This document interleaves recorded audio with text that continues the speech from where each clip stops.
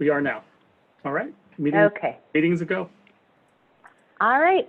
Well, welcome everyone. It's the 11th meeting, but our very first virtual meeting of the Portland Clean Energy Fund. As has been our practice for the last handful of meetings, we're going to start with an opening inspiration. And James is going to provide that for us again today before we get going. Go ahead, James. All right. Well, hello, everyone, and those joining us virtually, which is everybody, and glad to see some number of participants. We are in difficult and kind of weird times, and I wanted to share a poem that my mother sent me about a week ago, and it's a poem called Keeping Quiet by Pablo Neruda. And this was written in a very different time, in the 1950s, kind of more during the Cold War, when there was also an existential crisis facing the world and a lot of uncertainty. And so while it definitely speaks to different hazards and different sort of space, there's elements of it that seem appropriate today. And it's I present it to you for reflection. All right, Keeping Quiet, Pablo Neruda. Now we will all count to 12, and we will all keep still. This one time upon the earth, let's not speak any language. Let's stop for 1 second and not move our arms so much. It would be a delicious moment, without hurry, without locomotives. All of us would be together in a sudden uneasiness. The fisherman in the cold sea would do no harm to the whales, and the peasant gathering salt would look at his torn hands. Those who prepare green wars, wars of gas, wars of fire, victories without survivors, would put on clean clothing and would walk alongside their brothers in the shade without doing a thing. What I want shouldn't be confused with the final inactivity. Life alone is what matters. I want nothing to do with death. If we weren't unanimous about keeping our lives so much in motion, if we could perhaps do nothing for once, perhaps a great silence would interrupt the sadness. This never understanding ourselves and threatening ourselves with death. Perhaps the earth is teaching us when everything seems to be dead and everything is alive. Now I will count to 12. And you'll keep quiet, and I'll go. Yay. Thank you. That was a good one. Thank you all.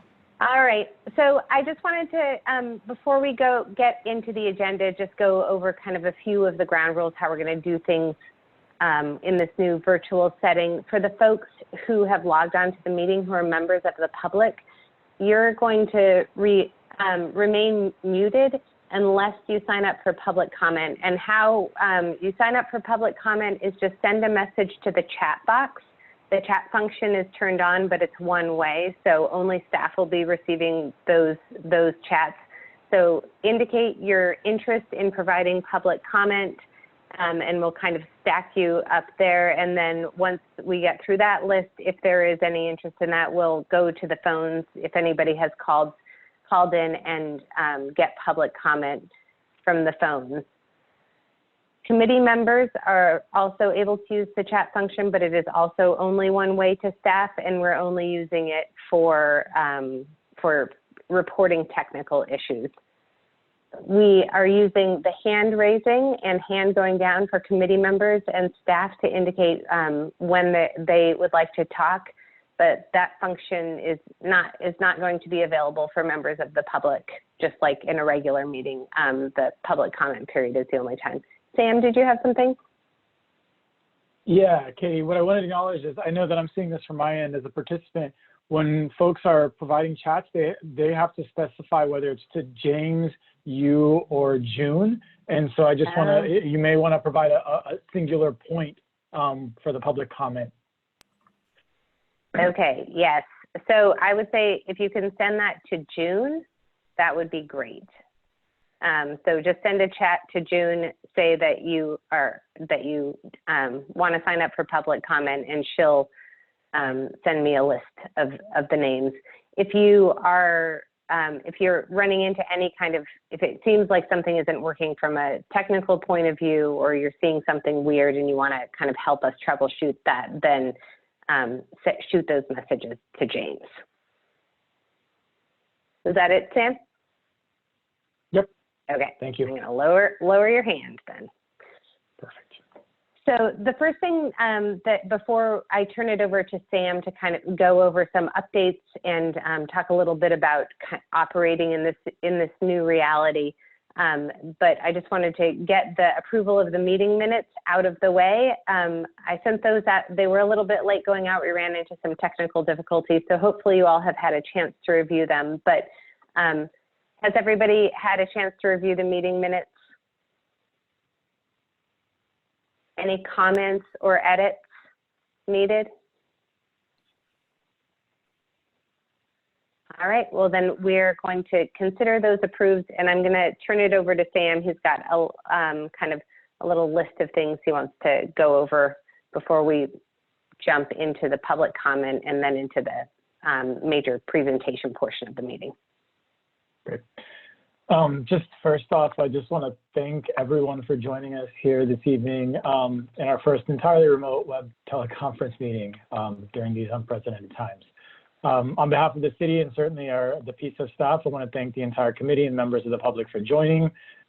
We sincerely appreciate your commitment to this work. I want to acknowledge also that the Portland Clean Energy Fund is an economic development tool focused on both community and climate needs. PCEF was designed to help folks get into green careers, reduce utility costs, and advance community wealth and prosperity with a focus on groups that have historically been disadvantaged and marginalized. As we see the immediate COVID-related impacts on the many businesses and their employees in our community, I want to remind folks that the nonprofit community, many of which serve those most in need, are not immune to these same impacts. Many have had to furlough or lay off their workers as their sources of earned revenue have similarly dried up, and for those groups and those they serve, PCEF is a critical and substantive economic recovery resource and will be relevant, particularly relevant in this year to come. So in time, we'll come out of this, I hope, stronger and more equitable as a community. And we'll work with you all, leveraging and strategizing with city leadership to think through how we play our role in this effort. I think today marks our first deep dive as a committee into a critical piece of the grant-making process. As we continue these discussions in the meetings to come, staff will note specific areas that are more responsive to these particular times we are in. And while at least now I recognize there's going to be an urgency to dive more into COVID-centered discussions here today, I'd ask that you all refrain until we as staff can better support the conversation. In the meantime, that said, please don't hesitate to reach out to staff directly if you have any thoughts, as these are conversations that we are rapidly working through.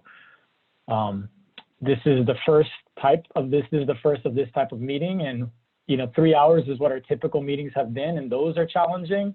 And so we knew that was unbearable in this format, so we shortened it to 2 hours.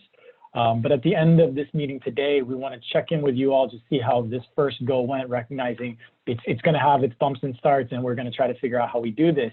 But we're going to ask that you consider meeting more frequently so that we stay on our timeline of getting resources awarded in fall. And it's going to take a lot given obviously all these disruptions. This is certainly even more ambitious given the times that we are in. However, it's certainly, I think we'd acknowledge that it's that much more needed.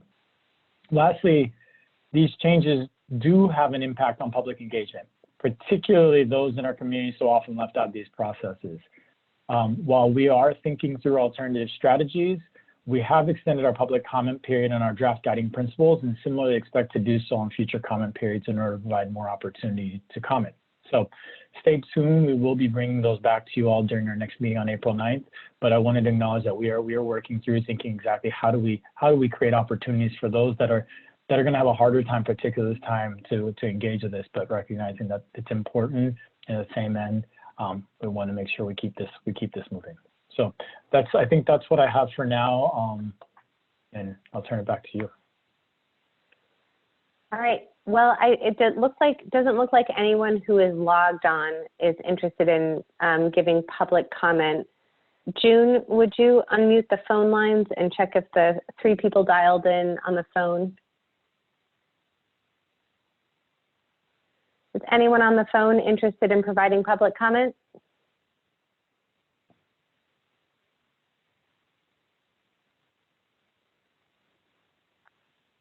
Okay, I think we can take silence as a no and go ahead and mute the phone line again. And so, Sam, I'm going to pass it back to you to talk about committee membership and nomination process. Okay, so this is going to be short here. So as you all know, last committee meeting, Andrea, I know you're off the phone, but Andrea indicated that she would be resigning off of this committee in order to start up a recruitment for an individual that brings an Indigenous perspective to the committee, something that you all have communicated pretty loud and clear is an important perspective. And so what we are going to be doing this, so in the interim, there have been some shifts, but in the interim, well, I guess the hope originally was to come to you all in this meeting with a firm recruitment plan as the key entities that we would connect with just to talk through what that recruitment would look like. Ended up being busier than anticipated. We've only recently connected with them. So our plan is on April 9th, we are going to be bringing forth to you all a recruitment plan where it lays out sort of what the call for the recruitment is going to be, as well as a timeline for that recruitment, and then solicit ideally 2 to 3 folks from you all who would be interested in participating on the subcommittee to review that recruitment, alongside with Laura John, who's volunteered or at least said that she'd be willing to participate on the subcommittee. We've been in conversations with a range of folks just to kind of tee them up for the fact that this recruitment would be coming and get their feedback on what would be sort of the appropriate channels to do the recruitment, as well as get a sense of timeline. So we plan to bring that back to you all next week, and what it'll be will be generally the language that would be called out in the recruitment, like this is the type of individual we're looking for, as well as the timeline for the recruitment and what the review process would look like. And I hope you all can think in between now and next meeting whether you would be interested in participating on a subcommittee to review those applications so that we can make a recommendation to the broader body. So that's what we plan to bring you all next week. We will send that to you all in advance, but I wanted to make sure you all were teed up for that and knew that that was coming. I guess at that point, does anyone have any questions?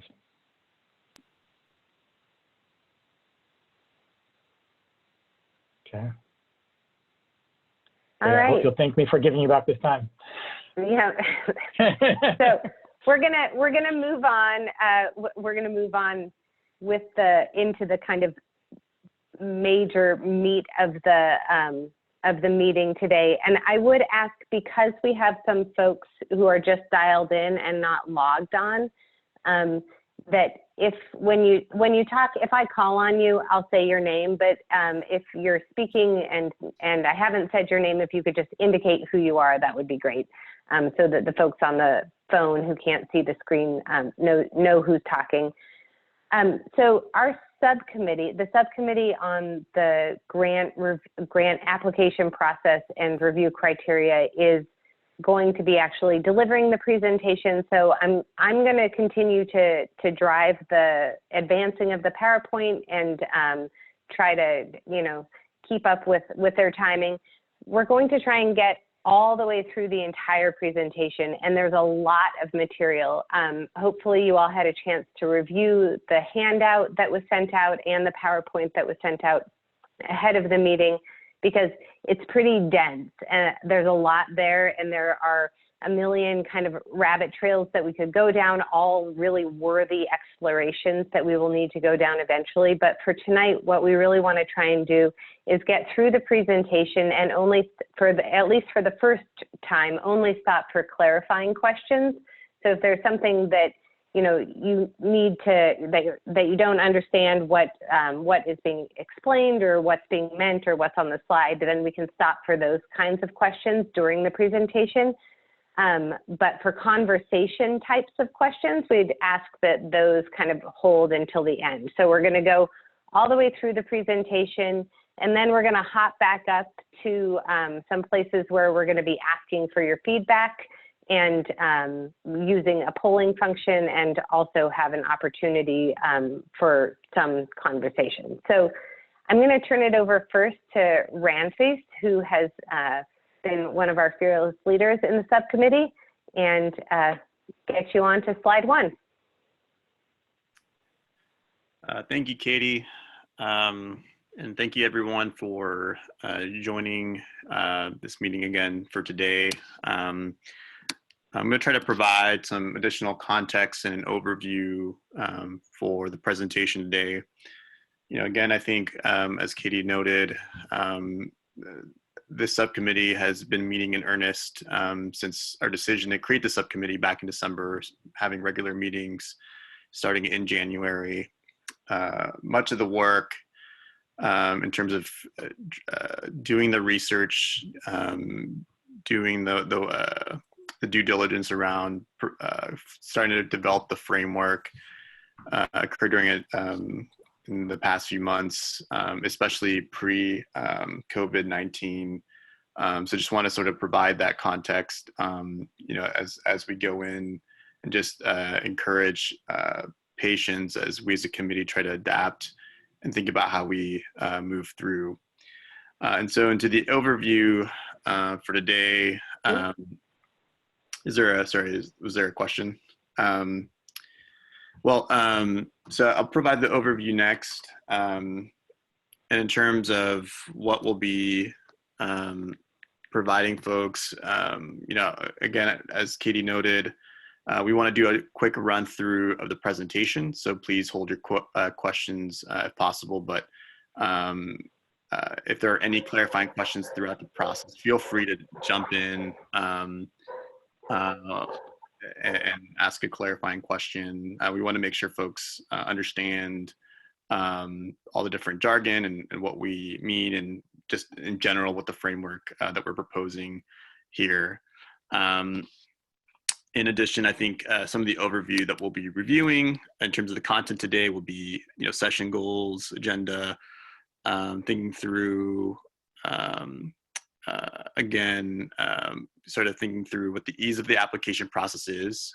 So throughout all these parameters, we'll be providing feedback from the subcommittee to get a general temperature check, whether how folks are feeling, whether there's anything to add, delete, or suggest. So again, we'll be reviewing ease of application process, types of eligible funding, size of grant, scoring, review process, decision and portfolio process, eligibility, estimated review work, as well as who gets to review the applications.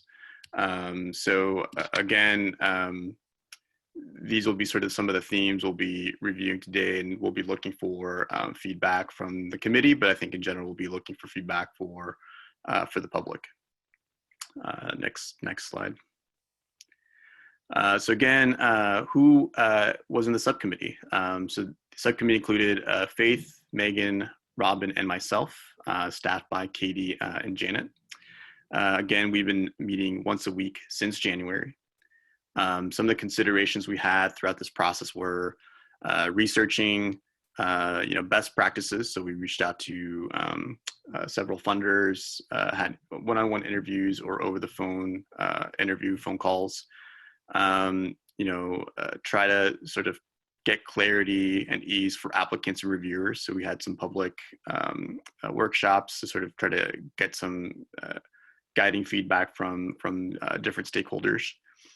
Developing guiding principles, which we have sent out for folks to the public for public feedback. Legislative, so what's in the actual draft of the ballot, knowing that these are constraints and making sure that we are following the letter of what voters approved back in November. Again, other considerations again were public comments. And so what we'll be reviewing again is just the eligibility, scoring, and grant review process. And again, I think, again, the methods that we used, again, were online research and actual interviews with actual funders. Any questions? So next slide. Again, so when developing this framework, we knew that year one would be different from year two. Some of the considerations, again, going into our framework for year one is we understood that there would be less funding to distribute. We understood that the timeline for building the program would be very scarce. So rushing to develop a program was definitely the urgency to make sure that we're getting dollars out, but knowing that it's difficult to build a grant program. So we knew that there would be going into a lot of uncertainty and that we would be learning. So I think we were courageous in getting messy and willing to make mistakes, knowing that we want to go through a process that have some values alignment, and that's, you know, that it's things that we can learn and refine moving forward. With that said, I do want to note that much of the framework we developed was pre-COVID-19. So I think for many folks who are on the phone call, you know, I do want to know, like, I want to sort of recognize that for many folks, you know, I think folks are really, applicants are really focused on maintaining their current infrastructure. So much of the framework we're developing, again, just to provide this context, was pre-COVID-19. So I think I'm looking forward to feedback, not just from our committee members, but from the broader public as we dig into. But I think in general, what we want to do is build on this framework moving forward for year 2 and year 3. So yeah, so thank you. So from here, I guess next slide, I want to pass it off. So last slide here. So again, we'll be reviewing the timing of applications, the ease of the application process, eligibility criteria, and components of the review process. And so I think next slide, and I think I'm going to hand it off to Robin. Yep. Thank you. So I'll talk quickly about the timing of the application. As Ramfis mentioned earlier, given the limited funding that we have for year 1, given all the learning and program development, what we're leaning towards, or what we're recommending, is year 1. We have one review process, one application process for all types of grants. But that in year 2, we have multiple application rounds and possibly the notion of mini grants. These would be small grants with a very specific purpose and potentially minimal review process compared to larger grants. And some of the considerations that we went into as we're kind of deliberating all this is that one, different technologies, different solutions, different applications have different means for reviewing review process. They have a different review process, and so how you propose a solar installation, it might be very different from one that involves innovative technology. So we want to tailor the application process to the type of solutions or technologies that are being considered.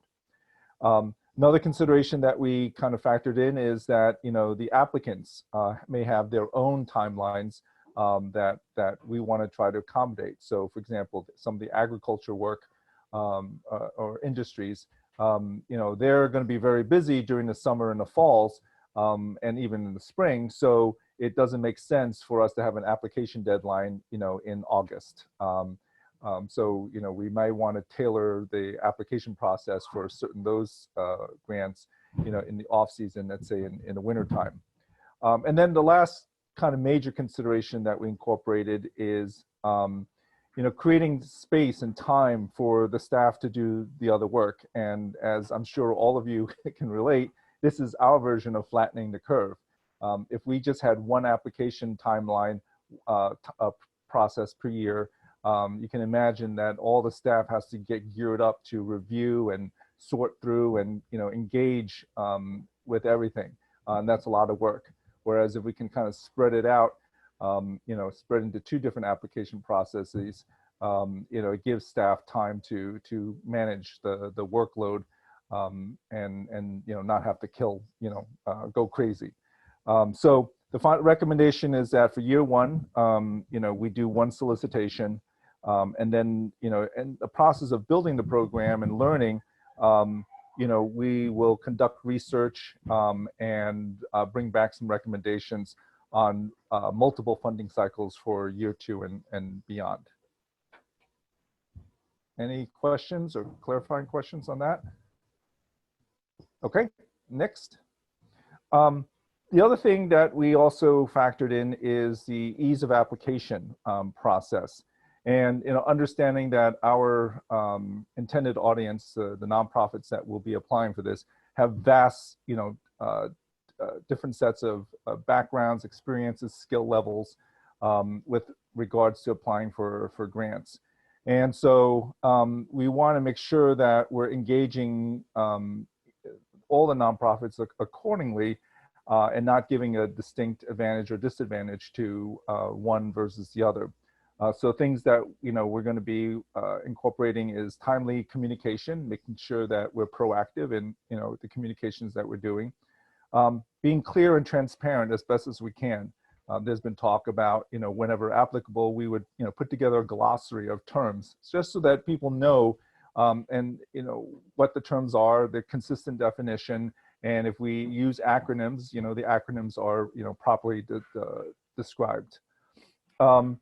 Another thing is effort appropriate to request. And, you know, we'll talk a little bit later about, you know, different sizes of grants. And, you know, the effort to apply, for example, for a $10,000 grant versus a grant that's, let's say, $1 million, you know, there's going to be a different review process. And so the amount of effort that's required to go into the grant application process should reflect the amount of funding that is being requested. I mentioned earlier a little bit about consistent definitions. You know, to be inclusive as possible, and you know, understanding that you know, some communities do not have experienced grant writers, or may not have access to it, or may have a language barrier. So you know, we want to do what we can to accommodate all nonprofits. And so, for example, and this is just an example, you know, we may allow for certain portions of the grant application to be submitted by audio or video recording. Allow for capacity building, and obviously allow for continual, you know, learning and improvement, both for us and, you know, for the organizations. Okay, next. We also talked a little bit about, and I think we'll dive into this more in the future, the different types of, you know, eligible funding requests. And this is kind of a comprehensive list of things that we may want to consider for funding. So that includes capital projects, programming, planning grants, capacity building and technical assistance, operating support, hosting or attending events. And this might be an example where, you know, some organization may want to send a staff or two to a conference so they can learn about some technology. You know, we talked about innovation. Sorry, my screen is acting up here. I can't read the, the rest of the, there we go. Grants allow for nonprofits to apply to provide business support, contractor support, different types of parameters and requirements based upon the size of the request, and also defining what is not allowed. You know, so it's clear to people as best as we can communicate, you know, what type of projects we're not going to fund with PCEF. Okay. And is this still me? Yes, okay. So another thing that we considered is the size of the grants. And you know, there is a wide range of applicant capacity to administer the grants. You might have a large nonprofit with very established technical staff, grant writing staff that can handle, you know, a 6-7 figure grant. Or you might have a very nascent nonprofit with, you know, a board of board of directors that are going to be applying for the grant, and they're obviously going to have limited, more limited capacity. So we want to be able to have accommodate both ranges, a wide spectrum of nonprofits, as well as accommodate a wide variety of sizes and project types. And recognizing that the legislation does support capacity building and projects for existing and emerging organizations. So the recommendation that we're moving forward, we like to propose is offer kind of mini grants, and the numbers are going to be TBD, but kind of give you an idea of mini grants, small grants, and large grants. And we've been referring it on the committee as kind of small, medium, large grants that meets the different capacity and needs of the application. And that, again, the application and monitoring, the reporting requirements should be tailored to reflect the size of the grants. Yeah. So I think the next one goes to Megan, talk about scoring. Yes. I assume you all can hear me. Good. Okay. Hi. Yeah, so I'm going to talk about scoring. And today we're not really going into the details. That will be for another meeting. But this is just a pretty high level overview. And here's a few of the different kind of concepts or options we have been talking about. And the first one on their scale is just, we've been starting to kind of have a rough draft of criteria that would allow different types of measures to be defined in the same terms.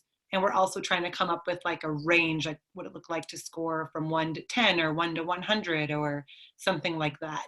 So this would provide sort of a more universal way we could assess projects for their commitment to social equity, for example, or whatever criteria we decide we'll have.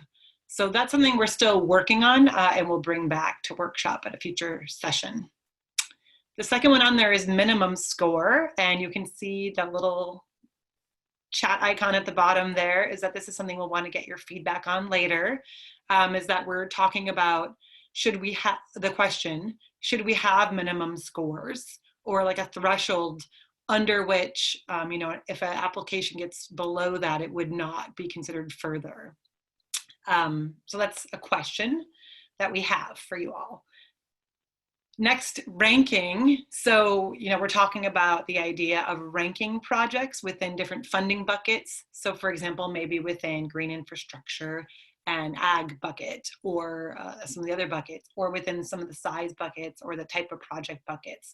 And this would just help us understand, we may have a lot of projects that do really well, that get high scores, but how do they do kind of against each other to help us kind of prioritize.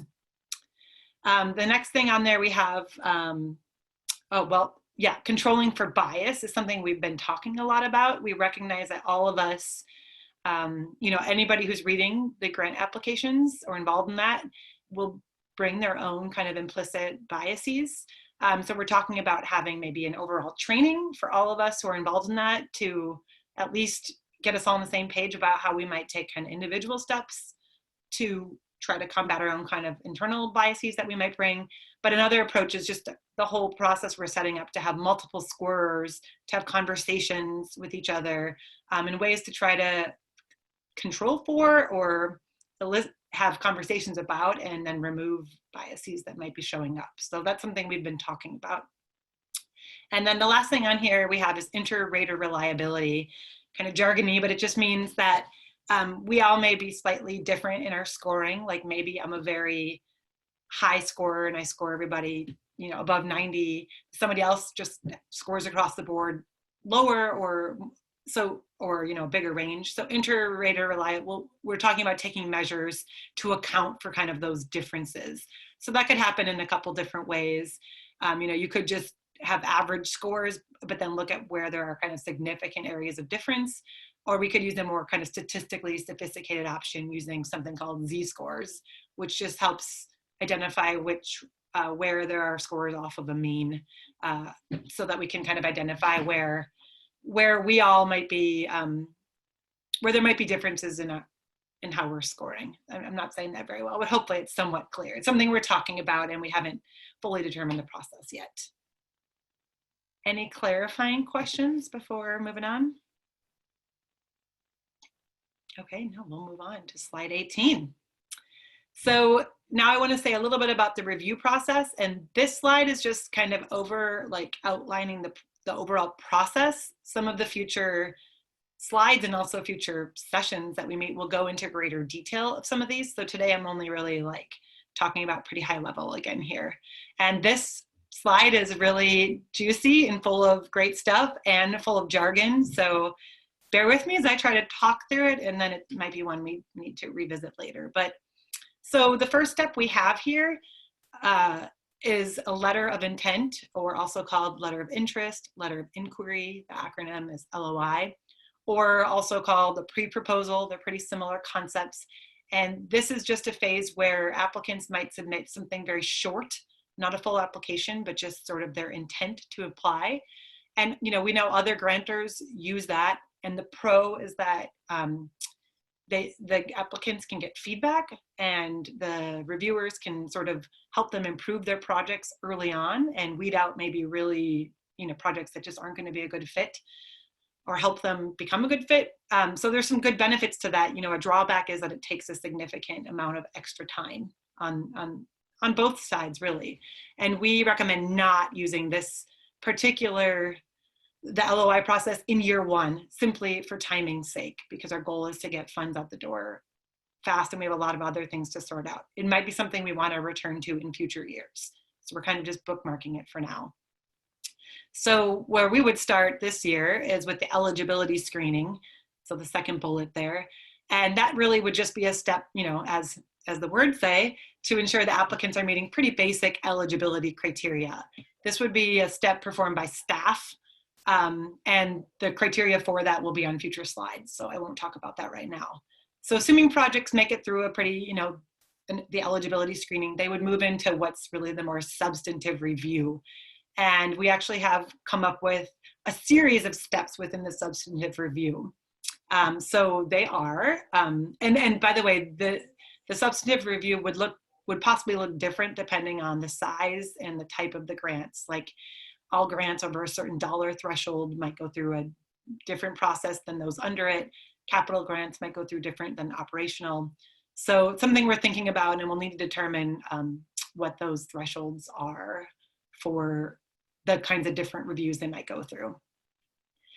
But okay, so then anyway, the different parts of the substantive review. The first part might be an initial threshold review. And this is something that we have in there shown as needed, because it's something we're not sure we'll need, but we are imagining we could get a very large amount of applications. And so if there are, we could utilize an initial threshold review done by staff before the next step below the scoring panel review, mainly to funnel from a really big number of applications that would have to a smaller number that would get this deeper substantive review. And the goal would really be to, for capacity reasons, et cetera. So that would be more than the review panel can handle. And this type of initial threshold review we found in our research is not uncommon. So organizations like Social Justice Fund use a staff screening review to reduce that number. And what we're proposing as a committee is thinking about implementing this only if the number of applications received is too big to allow for committee participation on scoring panels, beyond the hours we're anticipating having time to review. And we're also suggesting that the initial threshold review would be conducted by a minimum of 2 staff per application, not just 1 person, but 2, to sort of kind of combat that potential for bias mentioned earlier. And another check on accidentally weeding out projects that might be great is that we also would form a subcommittee to conduct random checks on the scoring to confirm that that scoring is yielding outcomes consistent with what would be achieved if those projects had gone through a broader panel review. And then the committee would also, meaning this full committee, would receive a report with the characteristics of applications that did not make it through the threshold review and they did, so we could kind of understand if just the differences among those groups, if there are any, et cetera. So that's what that idea is. And again, we're kind of proposing it on an as needed basis.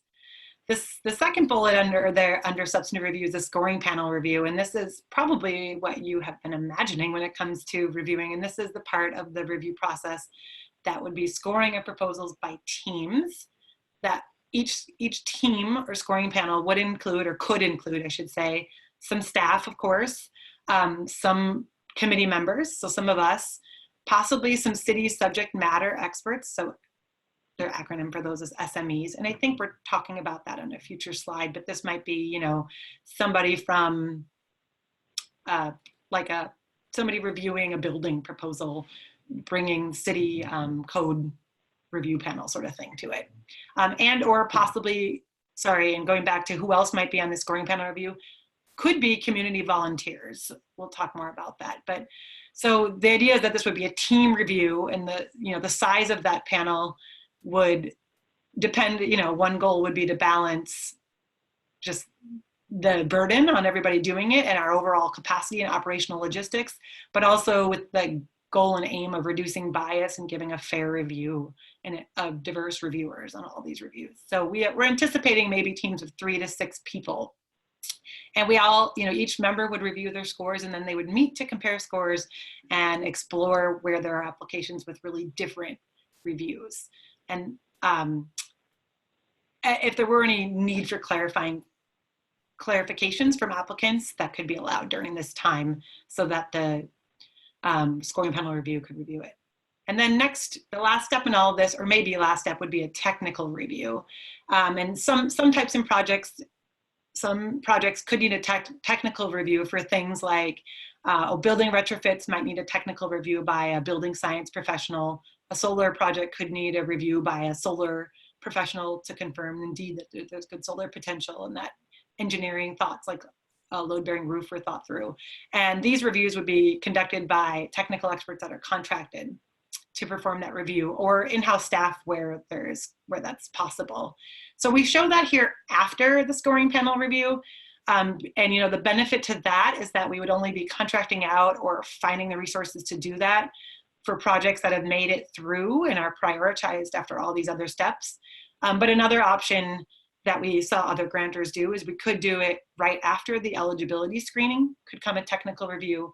And the benefit there is then only projects that make it through a technical review or any information brought out during the technical review would be then brought to the scoring panel. So that's kind of where that would go in the process is something that we're deliberating upon. And I have a few more things to say on this slide. Next on here, we have due diligence. And this is we spent a fair amount of time talking about this in the subcommittee, and I'll try to just summarize. But the idea of due diligence is it's not really something that is a part of the scoring review or something that would kick an application out or in. It's more of a check by the grantors that the risk of a proposed investment failing is minimized, making sure that it typically explores a range of factors related to the strength of the applicant and their proposal. For example, an organization's financial management system, an assessment of their commitment to diversity, equity, and inclusion, of their organizational strength or capacity, and et cetera.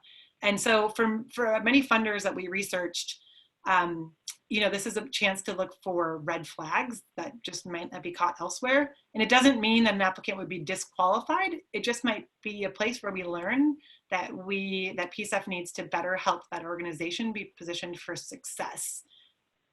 Like an example is if an applicant had some weakness in their financial management system, the funder could build specific requirements in to help them think through how to mitigate risk and build capacity in that area.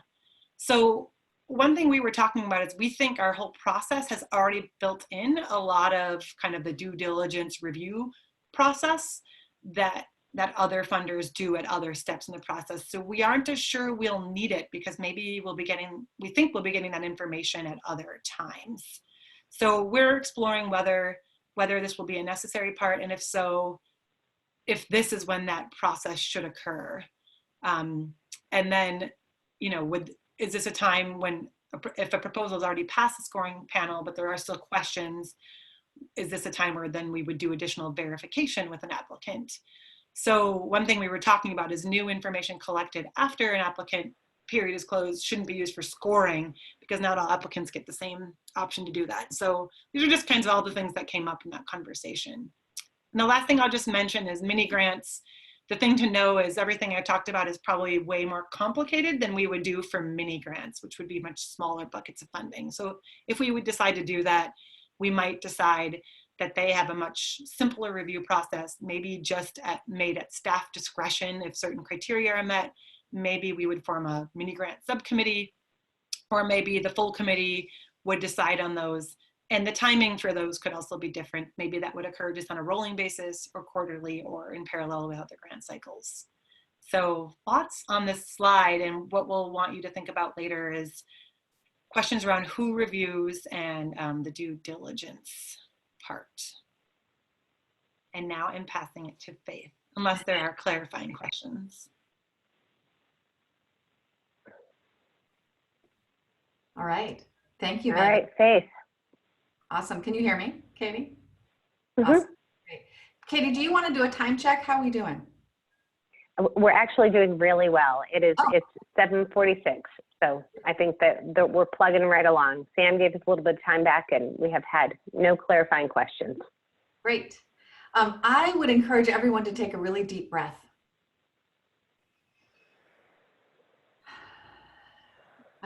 Because I, have spent the time with my wonderful subcommittee members, with Megan, Robin, and Ranfis, spent, really rolling up our sleeves and diving into the details and chasing the weeds and going down rabbit holes and having a whole bunch of fun, thought-provoking conversations about this. And even with all that background, this has felt like a lot of information to download and take up into this meeting. So I just want to remind everyone what everyone else has said, who's been part of this presentation, that this is not the last time you will see that. This is not there's nothing that is final.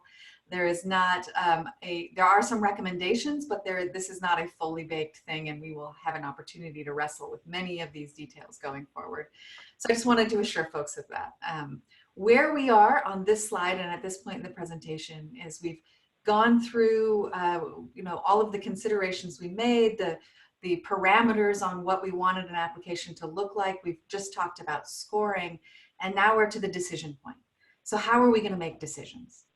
And what we discussed as a team was really that for the decisions, there would be the full committee, that's all of us, would receive a summary of each proposal that included the review scores and any relevant technical scores and due diligence information. The applicants would also, so all applicants would also receive a copy of the review packet that included those scores.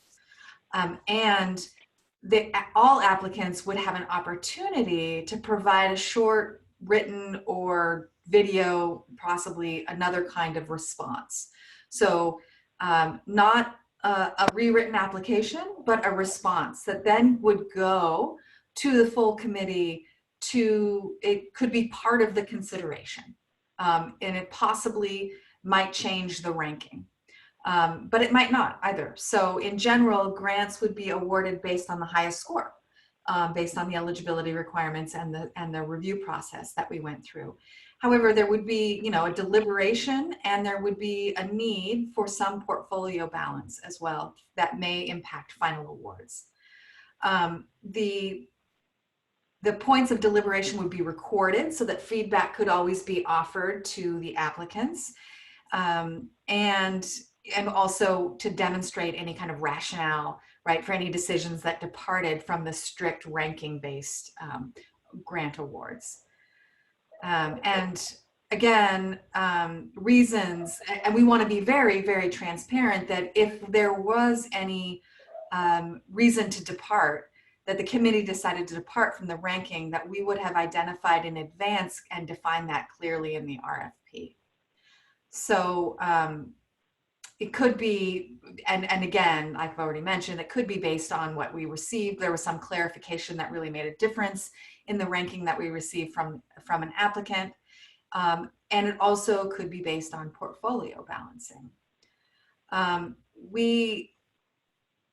The portfolio balancing is, much of it is largely driven into the eligibility requirements. So it's not that we have to go through the whole scoring process and then at the end say, oh, we've got 100 really great applications for energy efficiency, but we that bucket is limited to this amount of funds. So we will have some of that built into the eligibility requirements. And also, I think I should note here that the code does require us to do this kind of balancing between funding buckets, and also, you know, based on, it could also be based on where the projects are, the geographies that where we're giving grants, and of course, percentage of the projects that are serving frontline nonprofits, or frontline served by nonprofits, and also the energy efficiency,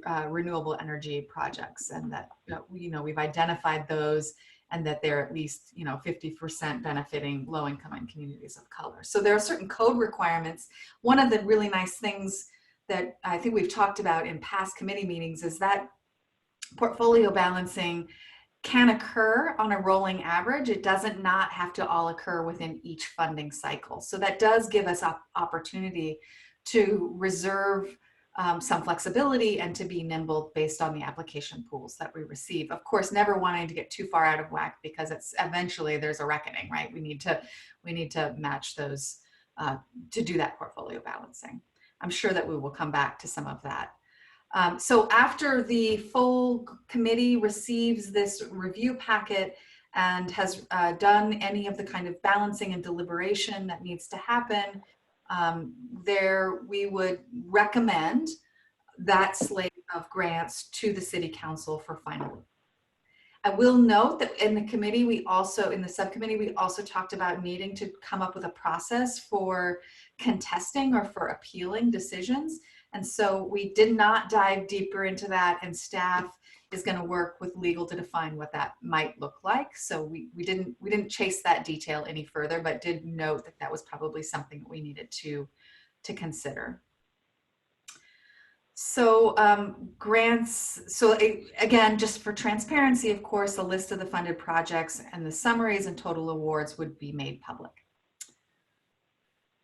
And we will come back to that piece of decision making. So this slide, the eligibility screening, says a whole lot. It gives a lot of bullets, but not too much detail. This eligibility screening would be done at the top of the scoring process, as you all know, and we just talked about. The potential criteria includes, of course, is this an eligible nonprofit organization? That's defined in the code. Is the application complete? Another easy one. Is the proposal eligible for one of the funding buckets, one of the specific buckets that we know that we can fund under PCEF? Does it meet the budget parameters, whatever those are that we've defined? Any restrictions given mini or max levels of funding? Greenhouse gas reductions. Does this reduce or sequester greenhouse gas emissions? That's of course for many of the funding categories a requirement, and for others, is greenhouse gas reduction anticipated, or could it be measured? So that, again, probably not this would not be part of scoring, but would be a check. Is this likely to occur? And the same with equitable social benefit. Will the project provide an equitable social benefit? And again, not a score here in this eligibility screen, but confirmation that it will occur. Portland location, and we have had some clarification on this, and I will certainly ask staff to clarify if this comes up as a question, but we understand that projects and project beneficiaries must be located in the physical boundaries of Portland. Other requirements, US manufactured. So technology, solar and renewable technology is primarily US manufactured. Wage requirements, we know we have the requirement around 180% of minimum wage. Insurance, this is a strict one for the city itself, that insurance is planned for, in place, or is otherwise deemed not needed. And then there's a host of other things that we could require as part of eligibility. Compliance with IRS filings, labor violations, not that those things exist, but that they don't exist, OSHA violations, and so forth. We are not suggesting that we include others at this time. We haven't done a deep dive into that, but we did have a discussion as a subcommittee about wanting to keep the eligibility requirements as simple as possible to create as much room for innovation as well. So we will come back to this and take a temperature on what you all think of that. And the next slide, the next couple of slides, actually, we're gonna really staff did an amazing job of kind of doing some estimates on what is it gonna take for us to review this. And this is going to be particularly helpful. When we get to the end of this, we're gonna ask everyone whether or not they anticipate they are available to do, to be on one of these committees that is actually doing the scoring. So this, you can all read this slide as well, but the estimated review workload. So, you know, when we're making these decisions, we need to decide how much time is this going to take. And so it's estimated that 2 to 3 hours per application for staff to receive, screen, communicate to the applicant. It's potentially on the low side. Estimate 2 to 4 hours per person per application for the substantive review. And again, this is the scoring space where potentially committee members would be participating as well. But that 2 to 4 hours would be for every person. So all staff and city subject matter experts or whoever else we have doing that scoring. And then, Renfis, is there something? No, you're just not on mute. Then there's an estimate, you know, if we need to do any due diligence, of course, that would be added on to that. And we'd have technical review and those would be contracted hours. So not within the scope of the people on this call, probably. So to get a rough sense of what that might look like, that is probably with 45 applications. So we're going to do this based on the next slide, whether it's 45 applications, what that looks like. And if we had 100 applications, what does that scenario look like? So with 45 applications and everybody on the committee was participating in that scoring, that would be 10 to 20 hours or like a half a week, plus the orientation and any kind of deliberation meetings. If that was only half of us or 5 of us that were doing those, it would look more like a full week or 18 to 36 hours, plus that kind of orientation and deliberation. And for staff time, we're talking 3 to 5 weeks per project. To prepare the summaries, not per project, for all of them, for those 45 applications. And if you look, of course, 100 applications more than doubles that. So if everyone on the committee participated, we're looking at 20 to 40 hours plus the orientation and deliberation. If only 5 did, then we're looking at 40 to 80 hours. And again, same with staff time increasing significantly from 4 to 12 weeks. So obviously, we'd have no idea, but those were estimations based on what we could possibly anticipate for this first year, 45 and 100 applications.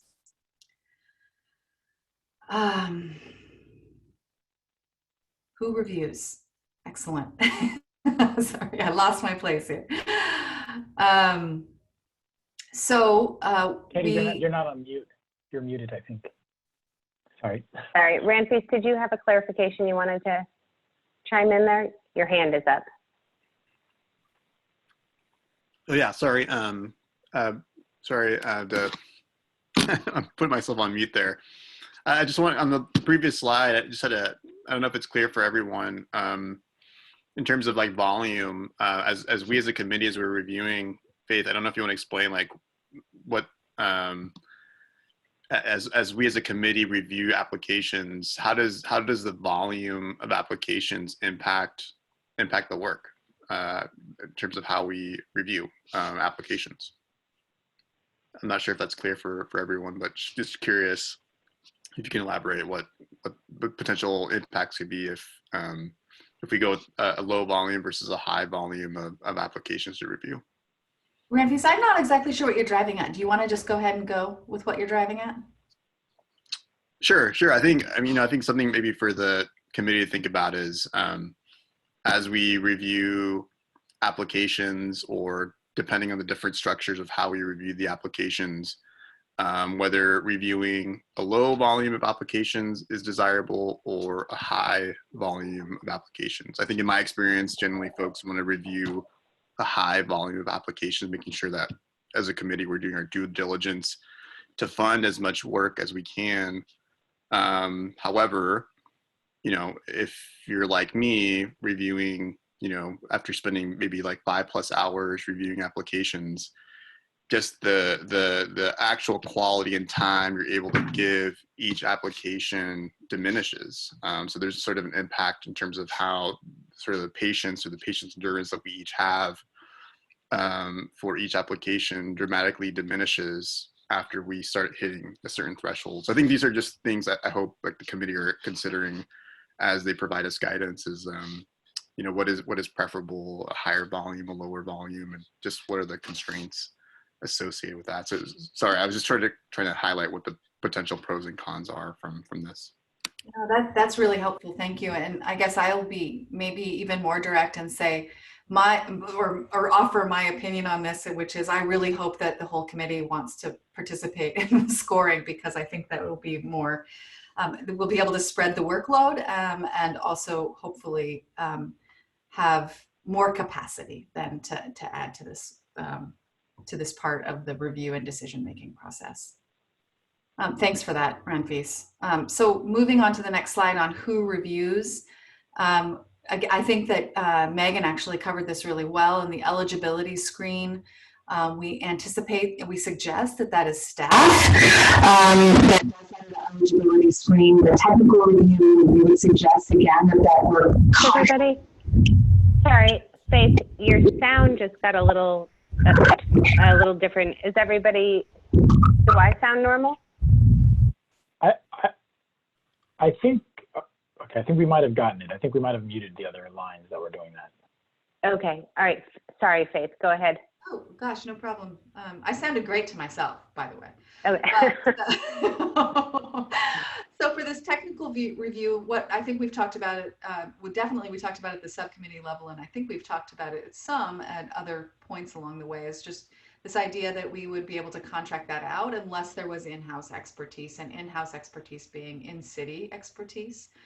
The threshold review, again, as Megan suggested, to the extent it's needed, given the volume of applications we have, we would suggest that 2 staff members handle that review. And for the scoring panel, so again, this is that what we just went over about you know, the impact of how many hours and things. That's the heart of this scoring and where we come up with the rankings. We would suggest that is a mix of staff, to the extent that there are city subject matter experts that we have.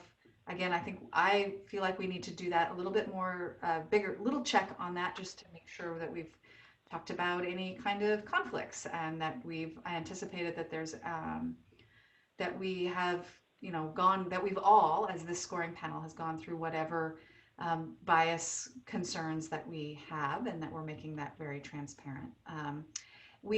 So we're talking about staff, city subject matter experts, if any, committee members, that's all of us, right? Or some of us on each of these scoring panels.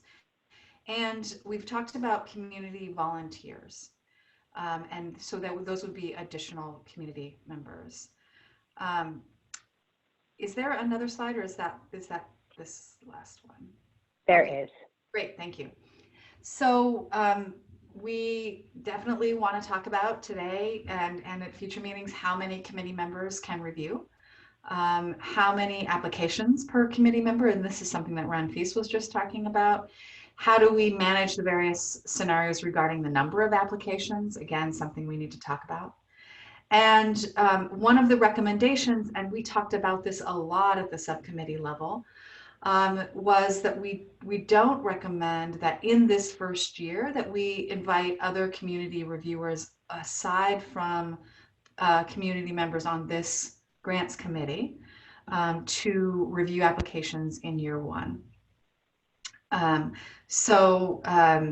That's where we landed. There was a number of reasons why, and part of it is knowing that we are essentially piloting this grant process in this first year with a smaller amount of money, knowing that, you know, looking at the code and thinking about what the mission and the reason for this grants committee to be representative of the community, and knowing that the staff capacity and knowing that we're not, we probably won't be to full staff capacity by the time we need to review all of these applications. So that was a consideration that staff asked us to think about.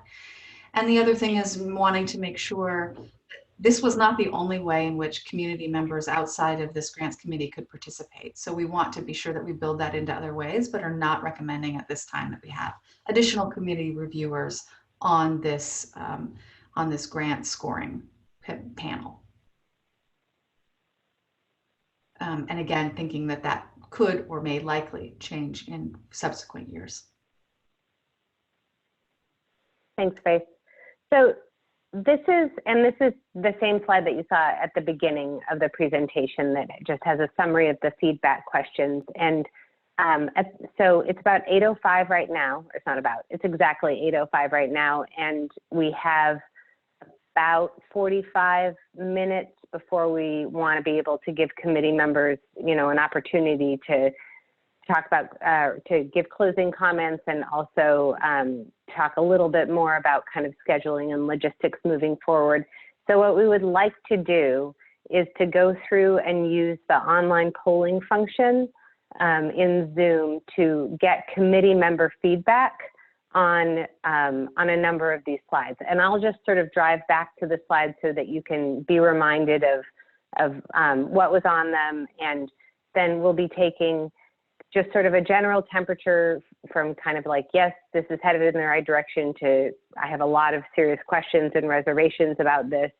And then I'd like to open it up to folks giving just kind of a popcorn, and by folks I mean committee members, of what their thoughts and ideas are on each of the slides that we're asking for feedback on. Some of them we have kind of specific asks, like we really want to get your thoughts on the purpose of due diligence, but some of them we just want to know, is there anything here, like what's your high level to add, delete, suggest? Are there things that you thought were really great or things that you thought were really terrible?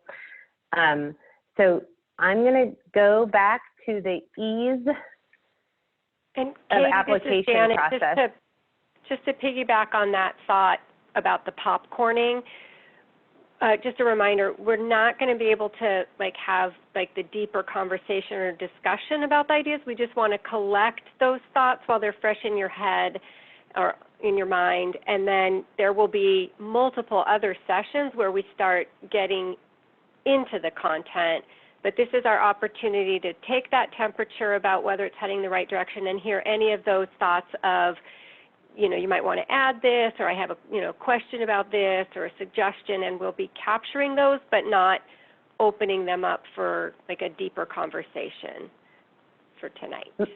Michael, did you have something? Yeah, I was wondering, I've been following along with this, with the long form version of this. Are we looking at the long form version as we take these temperatures, or just what's on the PowerPoint slide? The long form version. I mean, the handout is kind of it's complimentary. We just couldn't put all those words on the slide. Okay. Yeah. There's a couple minor edits from the version that you have specifically on the due diligence one. So the content that Megan shared is a little different than where that was going into the weeds on private foundations versus public grantors and whatnot, and just tried to focus on the purpose of doing due diligence and things, how we're trying to build as many of the due diligence questions into the actual scoring, so there's very little that one would need to do afterward, and so it really becomes what would we do due diligence on and where in the process, and how do we ensure that it's fair in the process.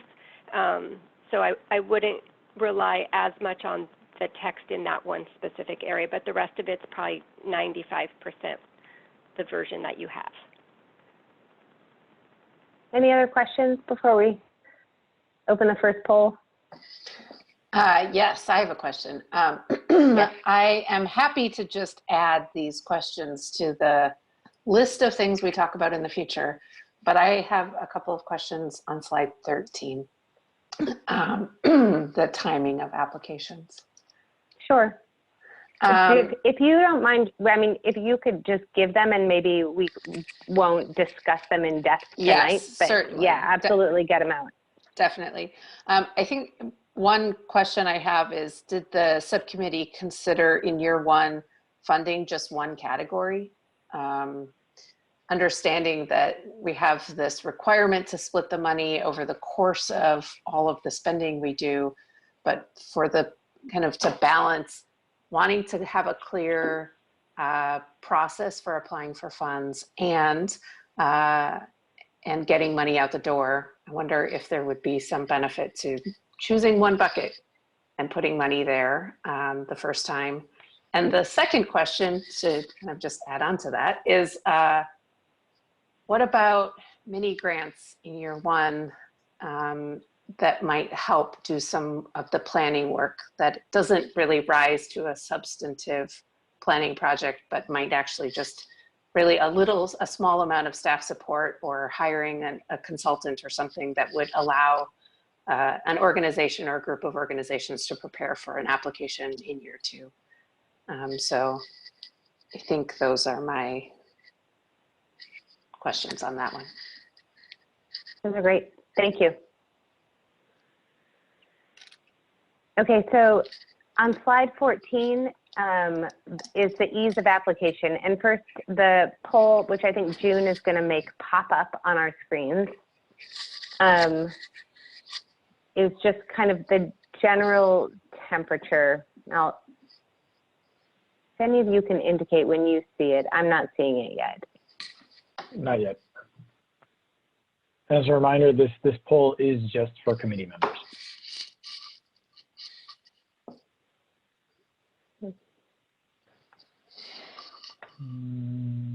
Not yet. Yep. There it goes. There it is. So the question, the sort of the indication, the ease of application, the temperature is this strongly on track, somewhat on track, some reservations, or serious reservations. If you don't see the poll, I know that Maria was having trouble seeing it earlier, just go ahead and send June a chat and she can record your temperature that way.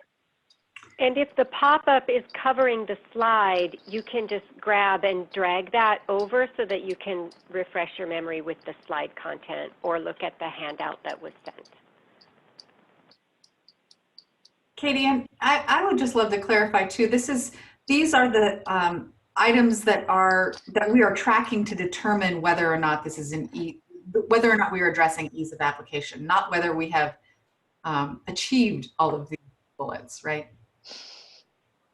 Yeah, I mean, I think that what we're asking from the full committee is just, are we on the right track? Does it look like we're considering the right things, the right kind of high level categories of things?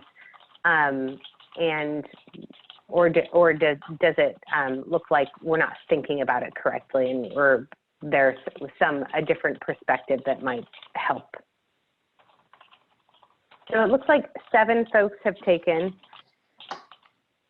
the poll, and I think we should just probably go ahead and close it. June, you can show the results. So that was 63% strongly on track, 38% somewhat on track. That was a relative to the other ones, maybe a little bit of an easier one to get started with. I would like to ask though, if there are things that the committee members, either in the long handout that accompanied the PowerPoint or just in the kind of words that were spoken during the presentation, is there anything that jumped out at you that you had questions about or that you think we should add, delete, or modify?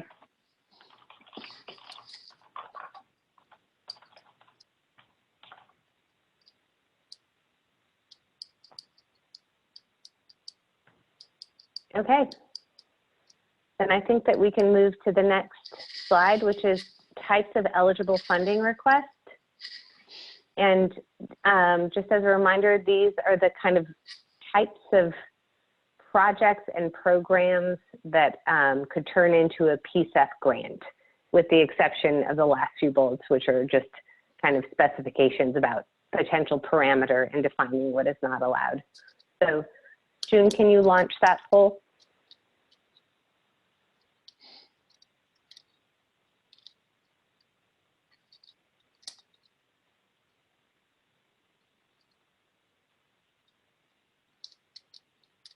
And if you have any questions about the details, those are spelled out a little bit more in the handout that you have.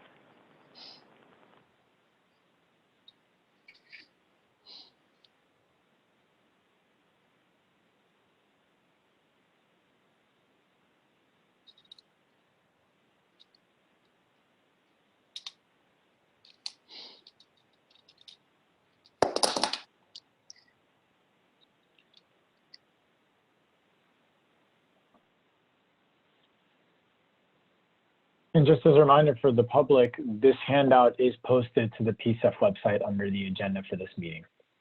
So it's at the bottom of that agenda.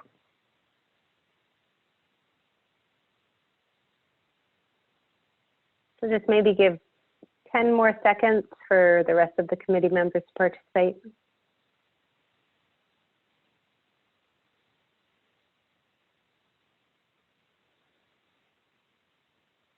Okay, let's close that, June.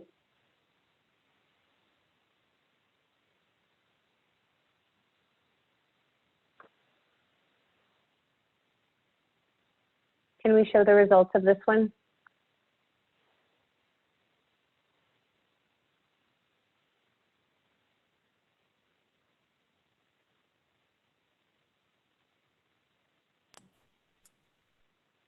Are you not seeing the results? Mm-mm. So we have 3 for strongly on track, 2 for somewhat on track, and 1 for some reservations. Yeah, we can see that it just looks like it's still going, but that's okay. We'll move on. So I guess the same question as the last slide.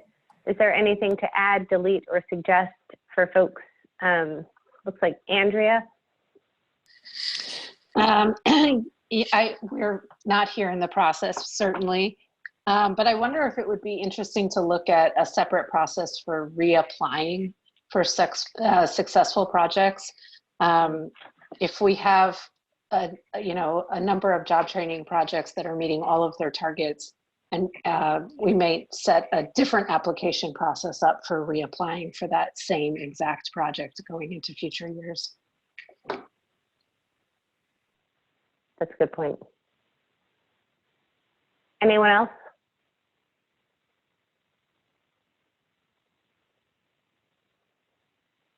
Renfrew? I think, I mean, obviously on the subcommittee, I feel like we're on the right direction. I think the only thing that I'm kind of concerned about for year 1 is, does it still make sense in the context of COVID-19? I think for me, it's, how many groups will be really thinking about capital grants? Our groups be really trying to focus on operating support. So I think that's something that obviously, I don't think it's a question that we can answer within this committee. I'm really interested to hear from other committee members, but I think it's something I'm really looking forward to hear from the broader community, because my sense right now feels like it's trying to maintain our current infrastructure for how we train and do train folks for clean energy jobs, and making sure that nonprofits aren't falling apart. But yeah, I mean, I think, again, I think I'm digressing, but those are just current concerns I have right now.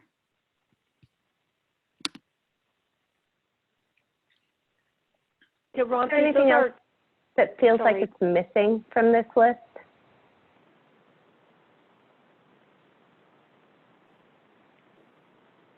Katie, I just wanted to echo that, just a reminder, I think, as Sam was directing us in the beginning, that maybe withholding the language of year 1 or whatnot. We know that we're in a different context right now.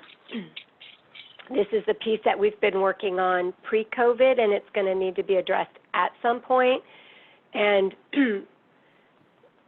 Sam and the team and senior leadership are daily thinking about what might things look like differently with the COVID moment. And we just wanted to hold that separate from tonight as far as this is that groundwork foundation for the program at that moment when we do get a little more back to normal, which will Megan? Hi, yeah, obviously I'm And on. then you, Michael. Obviously I'm on the subcommittee. I think I appreciated Andrea's question. We did talk a little bit about whether the first year we'd want to think more about planning grants. And so that's something I think is worth bookmarking, but also something we didn't have a chance to talk about in great detail as a subcommittee, but I think something we ought to is where like collaborative, like funding collaboration building, network building. And I know we heard from some organizations around like, what would be the word I want to use here? Kind of capacity building, but around social movement building or political advocacy. And I'm curious if, we just didn't talk a lot about those as a subcommittee, a little bit around the final political advocacy. And anyway, so those are probably worth discussing further at some point. Michael, did you have something you wanted to add? No, I was just wondering, in these strange times, have we been reaching out to our coalition partners and seeing what their situation is? Have we been getting any feedback?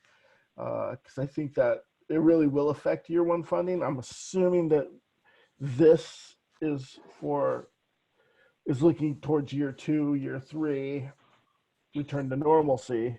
But have we? Are we doing any outreach currently to any of our coalition partners? Sam, can I ask you to speak a little bit to that? Yeah. I mean, so there's certainly been initial, at least we've been in this stay-at-home situation for going on 3 weeks now. And so certainly in the first couple of weeks, I think there's recognition. And I mean, I would say that our frontline community serving organizations and certainly some of our coalition partners and others were in a different place. We've checked in with a handful of them, and but by no means I want to acknowledge that that's everyone. And some of the feedback has been PCEF is more important now more than ever. Make sure those funds are available on the other side. So that's in some of it. That isn't everyone. I can acknowledge that some of the other feedback we have heard is that no, we are going to have to lay off folks and we are going to be hurting. So I think we've gotten a little smattering of feedback, and so that's I think where we are. I mean, there's larger conversations now about what our broader engagement strategies will be with those organizations. So it's taken us a minute to sort of sit back, understand what this moment is and the implications for those organizations, and we'll certainly start probably connecting more with them in the weeks to come. So that's sort of a small sample is what we've had so far.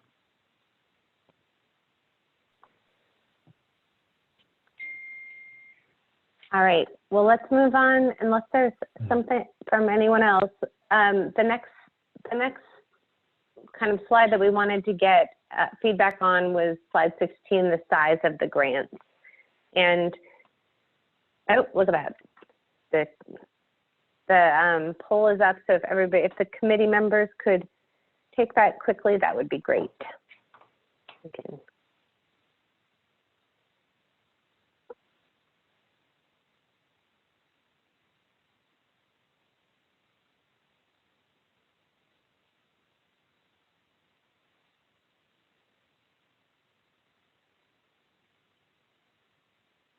And we'll give 10 more seconds.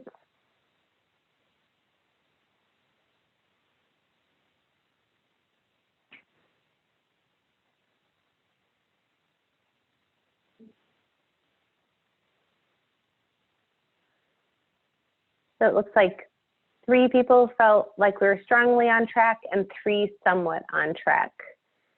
Are there any comments on the kind of the concept of mini grants, small grants, or large grants as categories? Looks like Andrea and Michael. Andrea? Well, I guess one is kind of a clarifying question. What do we mean by mini grants, small grants, and large grants? It's a little hard for me to answer without more information there, I think. And the other is we're talking about the size of grants, but we're not talking about the length of time people have to spend the money. And I think for me, it needs to go hand in hand. So some conversation about how many years are we giving people to spend money. You know, as a mini grant has to be spent in 6 months, but a $2 million grant can be spent in 5 years, or like, I mean, I think I need a little more there. Michael? I'm going to go on top of what Andrea just said. I'd like to know how multi-year grant making fits into this for small, medium, large, mini grants. I'd also like to have just some rough numbers. I'm sure the subcommittee's thought of what they look like. So I'd love to see some rough numbers in there as to what it looks like and what they think a small or medium or large looks like. It might be very different from what I'm thinking. That's all. Yeah, and I would note that even within the subcommittee, there were some very different ideas about what small, medium, and large meant. So, but that point well taken. Anyone else?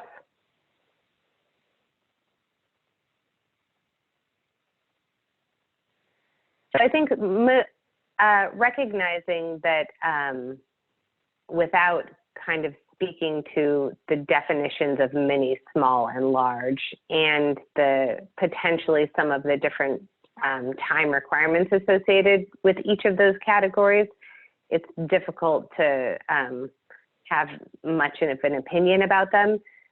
Part of what we wanted to do is just affirm with the full committee that there was an appetite for having different sizes of grants, and that those different sizes would have different application requirements, reporting requirements, and those sorts of things. Michael, did you have another comment, or is your hand just still up? Oh, and you're muted. So many buttons to push. My hand is just still up. I've got nothing else. That's okay. All right. So the next slide is scoring. And if we could get a general temperature on the concept of scoring, the concept of having a minimum score for either certain criteria or an aggregate minimum score, and then ranking based on scores. And please ignore the fact that it says size of grants. This is scoring.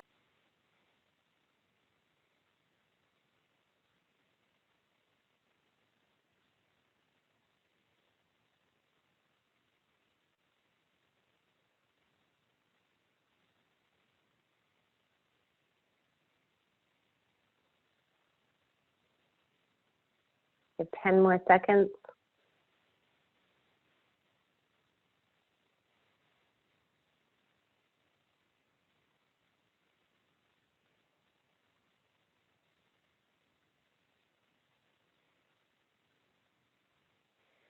Okay, so it looks like one person thinks we're strongly on track, and 4 indicated that we are on track. So I'd like to open this one up now to get really comments in general, if you think there's something to add, delete, or questions that you have, but also specifically about the idea of a minimum score.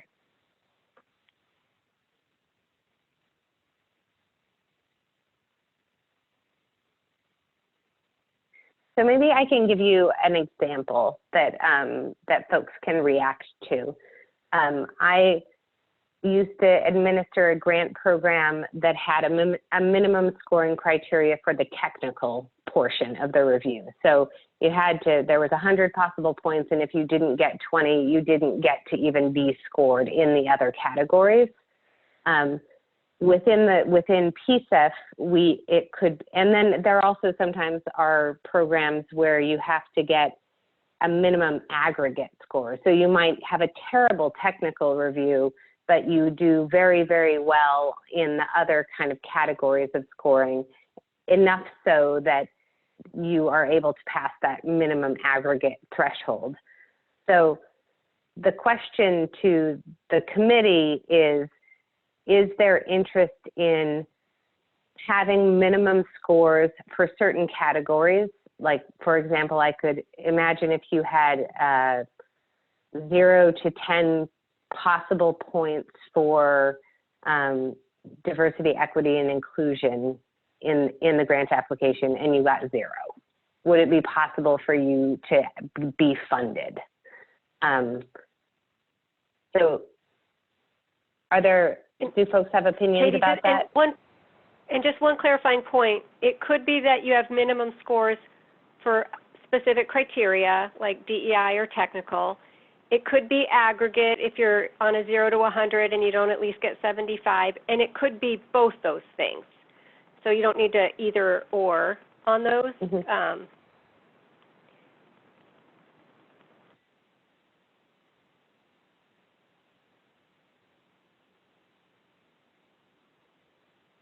Michael? I'd just like to say that I personally think that there's things that should have minimum scores, such as DEI, but I think that things like technical don't need minimum scores because sometimes organizations have really great ideas, but not the technical know-how, nor people with the technical know-how to implement it. And I think of that a lot in capital projects where technical know-how might not be part of in-house for what the organization has.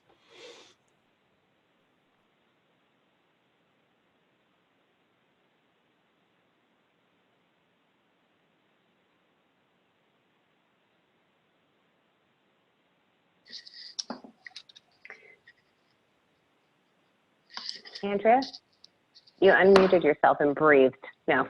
I did. I mean, it's interesting because I think that when I've done review for capital projects in the past, we've just basically started at the top of the scoring list and spent the money until we ran out of money. And we always ran out of money before we got to the bottom of the list.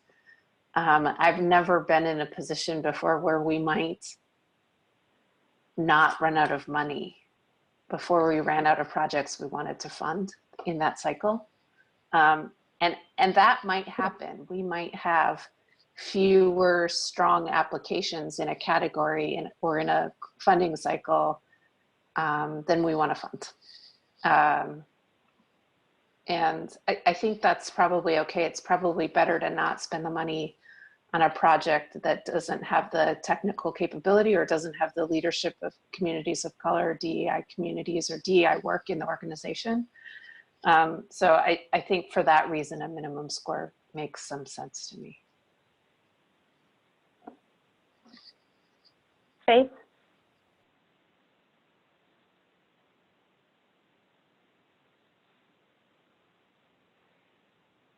Faith, you're muted. Oh, go ahead. I'm just, I'm pondering still. I think that Andrea's response, I think, yeah, I don't think I need to say anything more. I don't have anything further to add. Thank you though. Okay.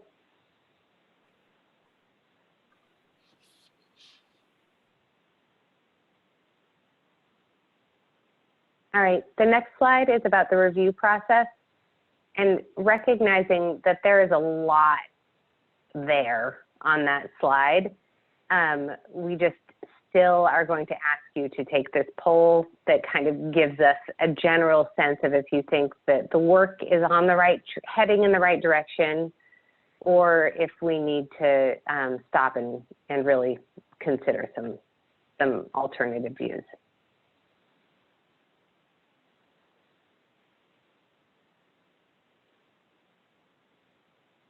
Give it 10 more seconds.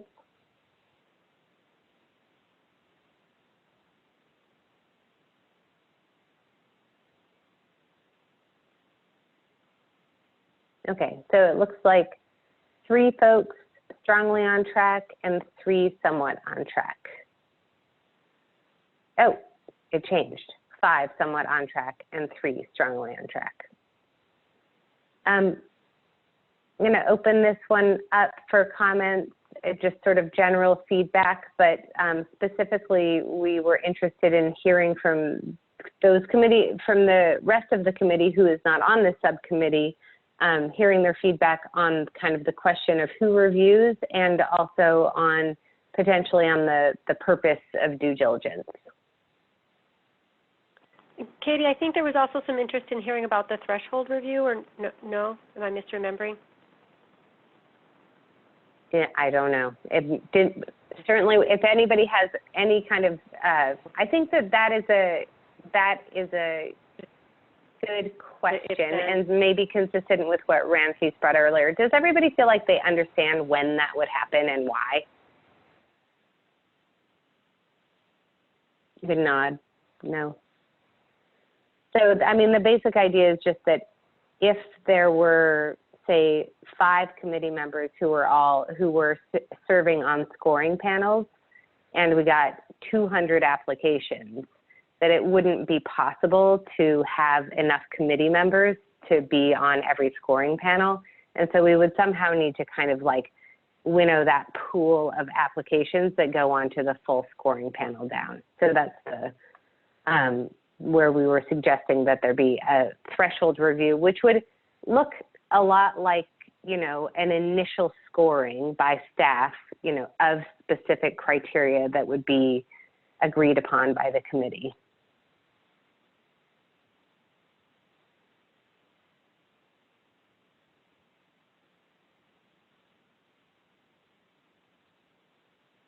Other thoughts on either the threshold review, who reviews, due diligence?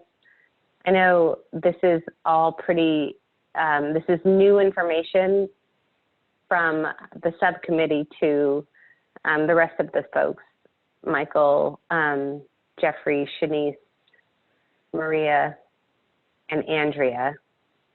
So, we would love to get some guidance or just some reaction from you all so that we can kind of iterate in the work that the subcommittee is doing. Michael? Oh man, I'm talking more in this meeting than I ever have. I'm going to start on the easy end of this whole thing, which is the mini grant making process.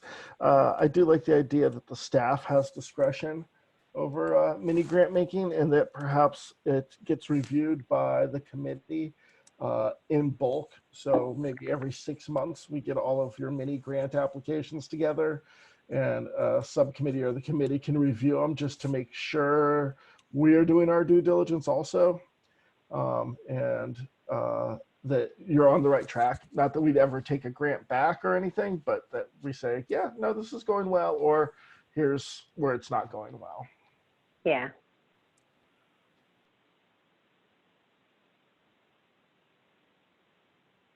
Oh, so that was the easy one. I thought you were then going to move on to the harder ones. No. Not yet. Not yet. Okay. All right. Well, let's move on to the next slide then. Oh, okay. Oh, go ahead. Yeah. I guess my concerns are going to go with are going to appear again in slides 21 and 22, which I think have a lot to do with these two, right? Which is the workload. So who's doing what work for the workload, right? And who's got 40 hours to put in over a 2-week period, and who has 20 hours and who has 10, which I think is, you know, like whose responsibility are these is going to make a big difference in slide 20 or 21 and 22. Yeah. Shanice?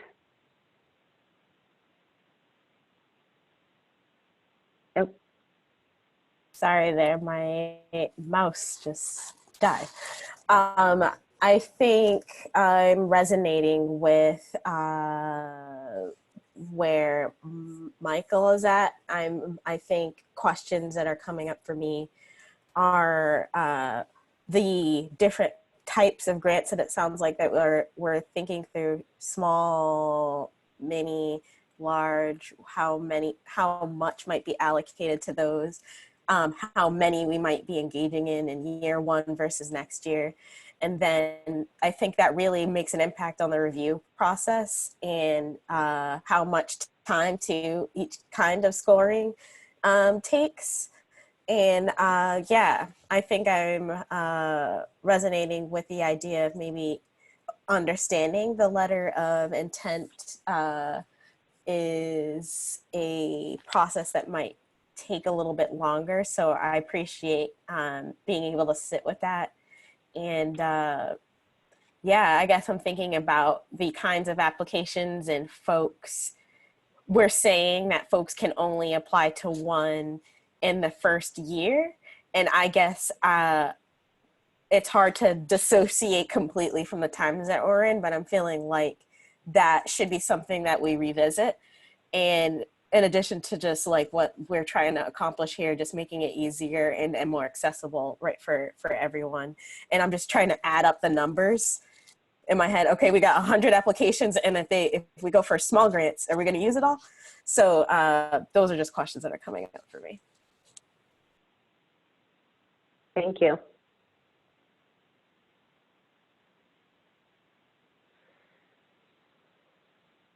All right, well, let's move on to the next slide, which is slide 19, decision and portfolio balance. And if we could get the poll up on that one.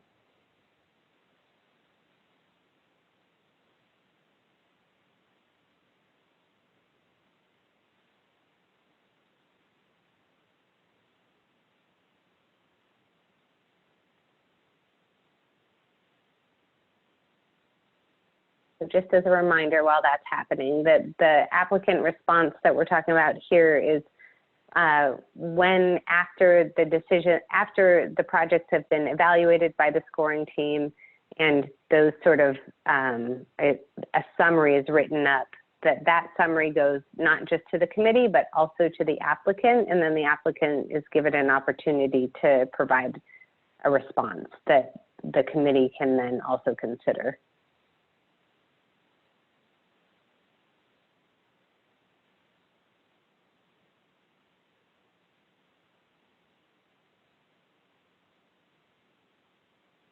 Let's give it 10 more seconds.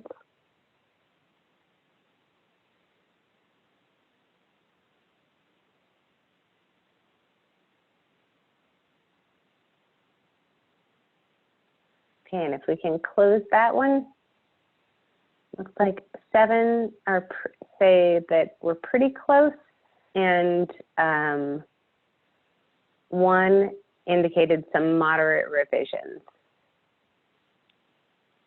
Anybody have anything to say about this slide?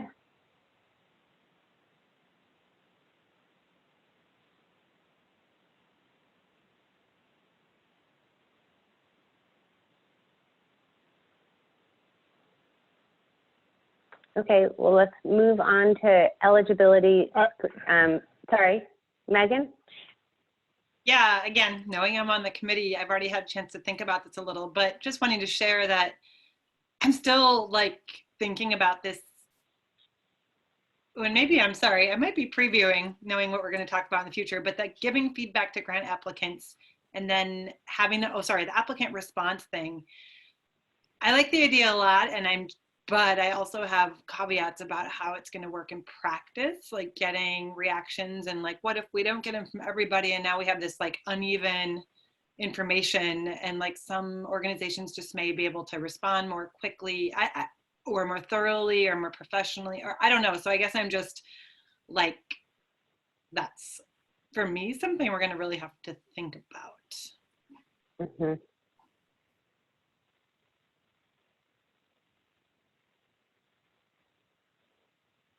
I didn't raise my hand, sorry.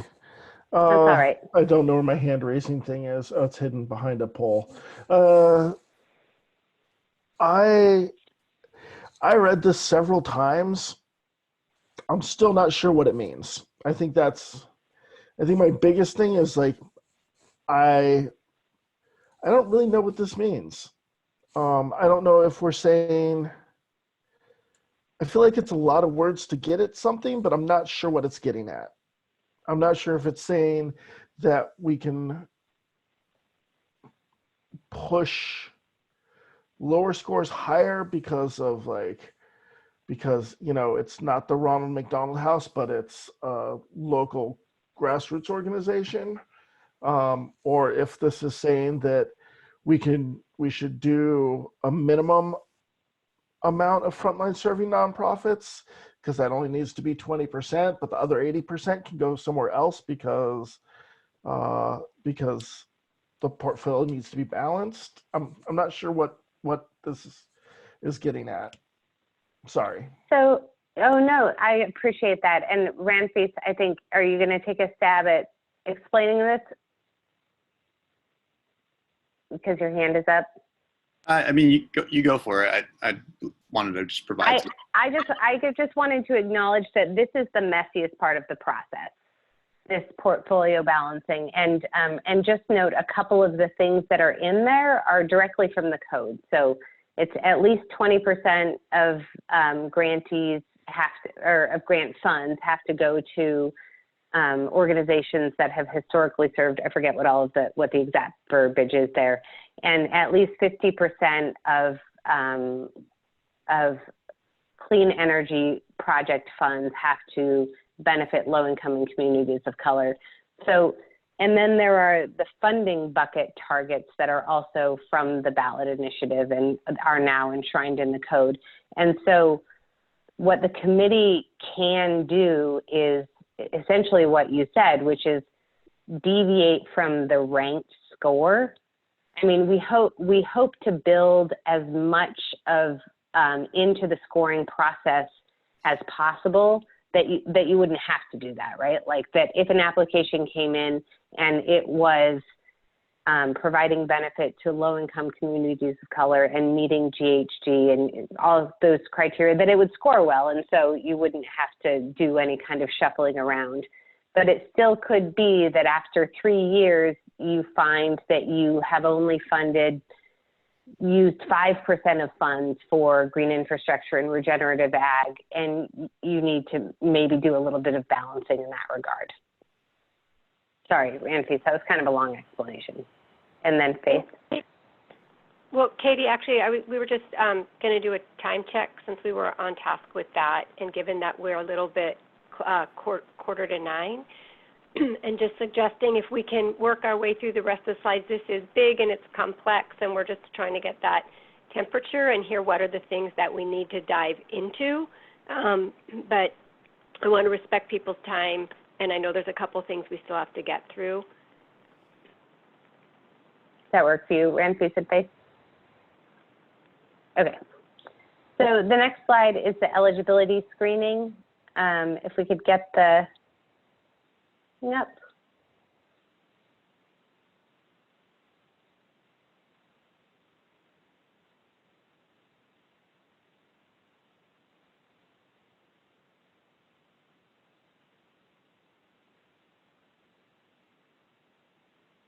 Just 10 more seconds.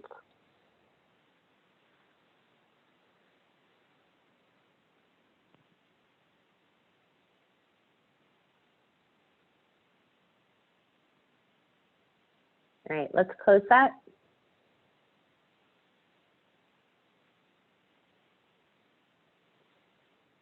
So it looks like most folks felt that we were somewhat on track as a subcommittee, and at least one strongly on track.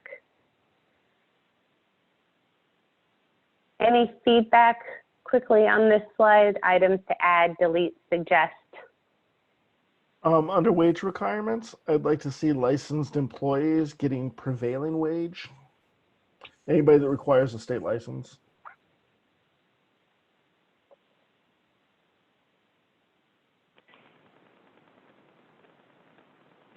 thank you. Anyone else?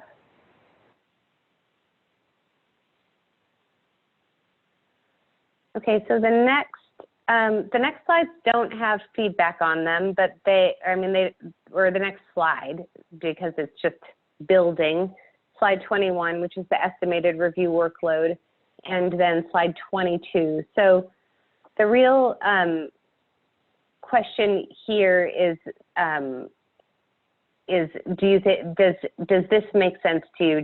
We're not asking, do you as a committee member, although we will be asking that, but we're not asking, do you as a committee member have the time to commit to this, but more does kind of what's the committee's preference in participation in the substantive review, like Ranfis was saying, a larger number or a smaller number given this time commitment. Does that make sense? I actually feel like maybe I don't know what the question is on this one. There's supposed to be a poll that had the numbers and how many hours you felt comfortable. Did that poll question get deleted? Like the poll questions have been a little bit off on some of these. So I think that this next slide. It's not the next slide. Sorry, you guys will just have to be slightly patient with us. Yeah. Gotcha. So I'm just gonna maybe ask folks to send that via the chat. And Maria does have her hand up, and I will get to you in just one second. But if folks can kind of send via chat, recognizing that only June will see it, just send directly to June. And the buckets are in your handout. So the temperature question that said what the hours were, like up to 10, 11 to 20, 21 to 30, those are in your handout, the increments that should be showing up in the poll. Or if you're not available to do any, just indicate that as well. So Maria? Oh, there you are. Thanks for letting me jump in. Like Michael said, I don't know how to disable the hand raising function now, but I think this will be my only comment for now until I chat something else. But I am just overall curious about other ways we can continue to reduce the mystery around applications. Overall, I think we're on track generally, but I wonder if we could have a better estimation of our workload and be more on target if we do bring in, for example, the LOI and we create things beforehand to create more clarity and create a higher quality of application pool and find a way to entertain the most applications possible in the end that are most competitive. So I'm still trying to assess all of these elements all together, but I feel like there are adjustments in the beginning of the process along with technical assistance that will help applicants feel like they're most competitive, and that we take a temperature check early on what type of support we'll need to provide and how much time we get ahead of time so we can take time off from work or maybe contribute more to the review process if we can get that heads up sooner. But I can prepare time to be part of that, but it might help to think through some of the early phases of the application and talk to community, like Michael said, and other folks to find out how this pandemic is impacting people or changing their perceptions around applying and what their expectations are. So we can spend more time on an LOI, for example, if that can help us cater to our applicants with better technical assistance and then alleviating the application workload later on.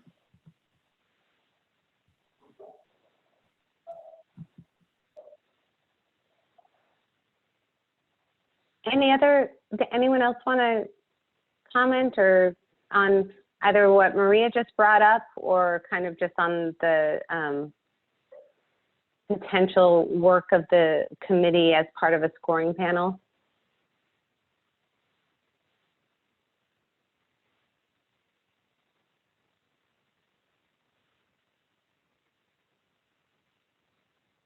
Jeffrey? Yeah, I guess my question is, What is the timeline for these applications? Is it going to be from a couple weeks to maybe 4 weeks? I mean, that obviously depends on how much we can stretch that time over the amount of days that we have to actually review it. So I'm just curious as to what's the timeline we're giving the committee members to actually review these applications. I don't think that anything is really, I mean, obviously nothing is set in stone because you all would have voted on it if that were the case. But conceptually, I think the subcommittee and staff have been talking about kind of about 4 weeks for review panel to, or for the scoring panel rather, to be able to do their initial individual scoring, then potentially get together as a group to discuss, especially if they have really divergent scores, and then potentially also get a simple clarification if that's needed from an applicant, and then finalize those scores.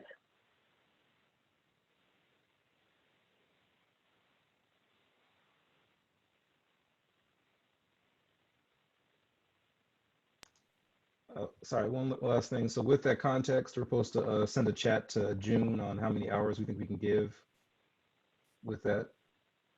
I guess estimate for now, 4 weeks, what you're saying. Yeah, and no, we obviously, we won't hold you to it, just sort of a general indication of if you're interested in being on a scoring panel and you feel able to be on a scoring panel and kind of to what degree.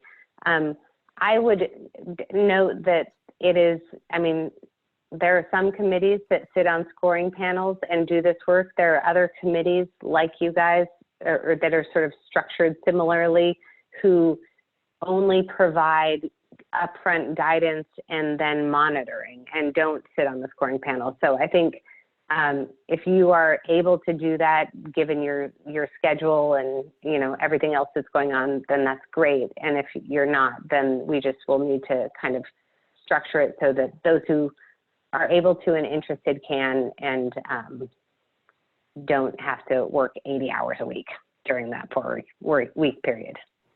Okay, thank you. Mm-hmm. Maria, I'm going to lower your hand. Is that okay? Okay. All right. Well, we are at 3 minutes until 9. Oh, Shanice, I'm just going to let you go. Please.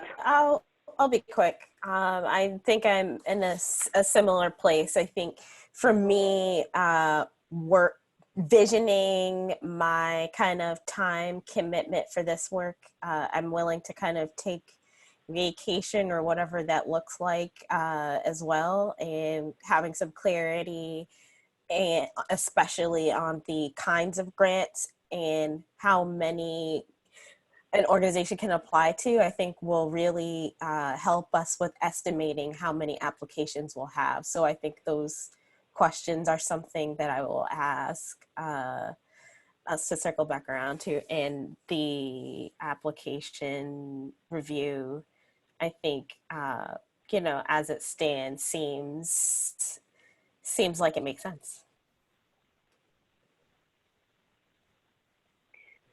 And before I turn it over to, well, I wanted to ask if any of you had closing comments. I will say this one thing real quick, though, about the kind of the unknown of how many grant applications we're going to get. One way to control for that is to have a threshold review, whereby even if there's 50 grant applications, then they all go to scoring committees potentially that have committee member participation. And if there's 200, still only 50 or whatever kind of we determine or with you is you have the capacity to be able to score. So I just wanted to make sure that that was thrown out there as well as kind of one way to be able to more accurately plan for how much time you might be asked to give to this process. Does anybody have any closing comments?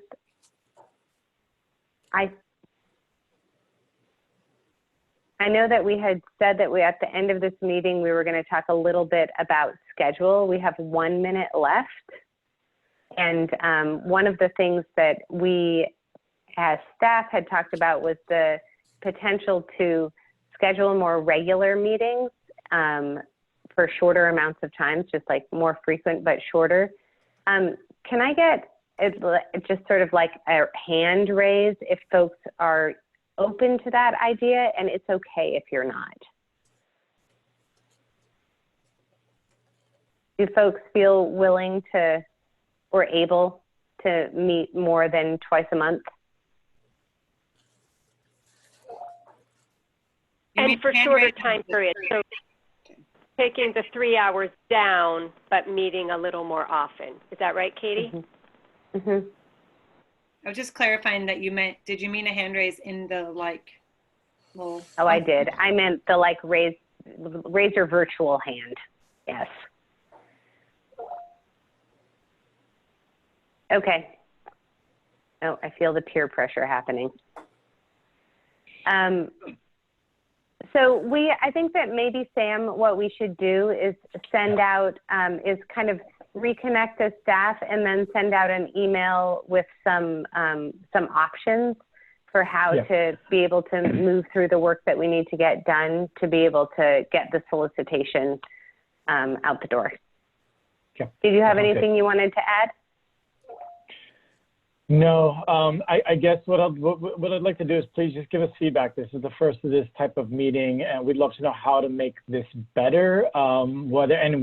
Apologies, we meant to give you all a break in this, and so just let us know how we can. So that's something I will commit to next time, giving you all. I'll make sure we have that in there, giving you all a break somewhere in here. But let us know how we can make this better, and we'll certainly be just connecting back as staff and teasing out how we. And likewise for folks that were on the call, members of the public, please let us know if there are ways that we can make this better on your end as well. And just send that feedback to cleanenergyfund@portlandoregon.gov. So really just appreciate you all. I know this is hard times, and it's really important that you're all able to make this happen. And so thank you. All right. That's all I have. Thank you all. Thanks. Have a great night. Thank you. Nice Right, to we'll see you talk to you all. soon. Thank you all. Thanks, folks. Live as we Bye. can. Thanks, folks. Bye. Bye.